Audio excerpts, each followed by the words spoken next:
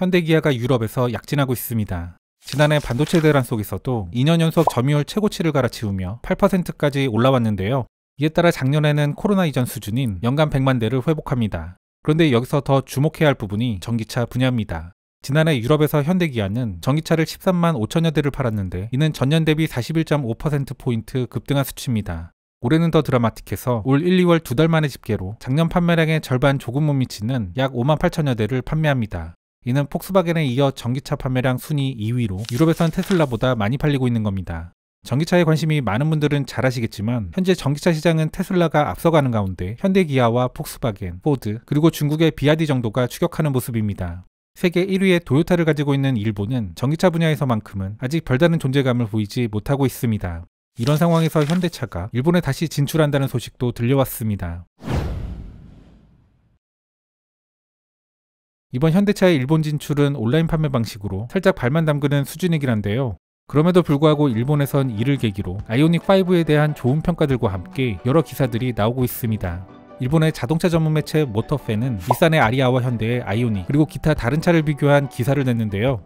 이 기사가 현대의 전기차 수준이 높다는 걸 보여주는 이유가 바로 역설적이게도 다소 억지스러운 비교이기 때문입니다. 이 기사는 아이오닉의 최상위 바로전 트림과 닛산 아리아의 최저 트림을 비교한 겁니다. 그런데 딱 한 가지, 주행거리만 봐도 이 둘은 비교 대상 차량이 아닙니다. 그냥 가격에 억지로 끼워 맞춘 거죠. 현재 일본 내에서는 이러한 현대기아에 대해 재조명하는 기사들이 제법 나오고 있는데요.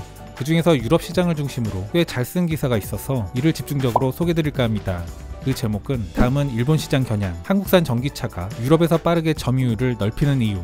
일본에서 현대기아를 두고 위협으로 느끼는 기사가 나온다는 게 한편으론 놀랍기도 합니다. 한국의 전기차가 유럽에서 호조를 보이고 있다. 현대와 함께 같은 계열사인 기아가 파죽기사로 점유율을 넓혀가고 있다. 심지어 한국 전기차, 테슬라보다 더 많이 팔릴 것이라고 전하는 기사조차 나올 정도다.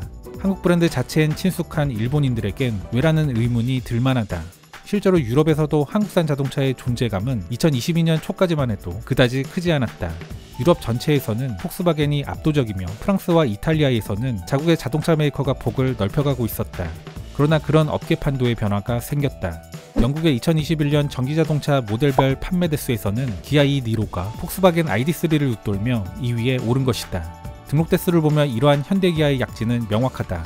전년 동월 대비 현대는 81.5%포인트, 기아는 67.5%포인트 증가하며 일본 메이커들이 다포 상태에 있는 전기차 시장에서 강력한 입지를 쌓아가고 있다.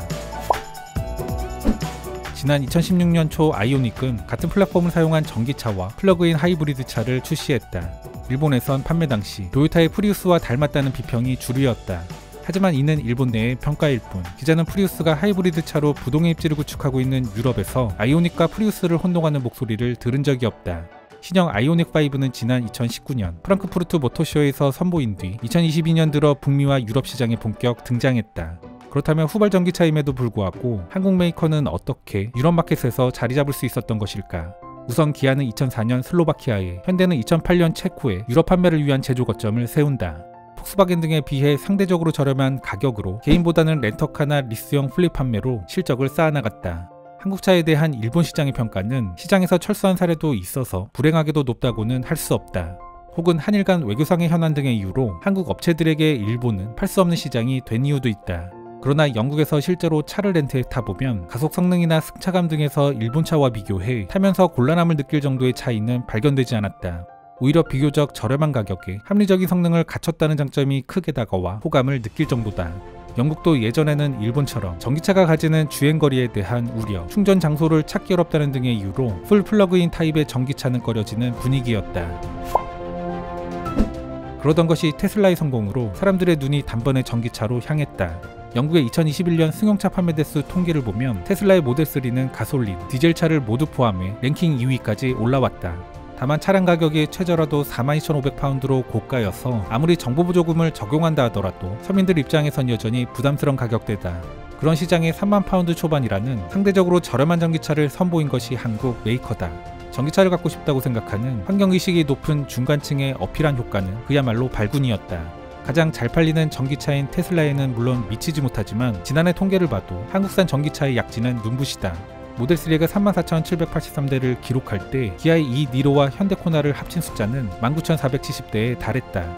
21년 영국의 신차 판매 대수는 전체의 17.5%가 전기차 또는 플러그인 하이브리드다. 즉 신차 6대 중 1대는 플러그인으로 동력을 얻는 자동차인 셈이다. 이에 점유율 9%에 달하는 하이브리드까지 합치면 신차 시장의 26.5%가 친환경차로 시장이 급변했다. 런던의 거리를 걷고 있으면 한국 전기차가 급격히 늘어나고 있는 것을 피부로 느낄 수 있다.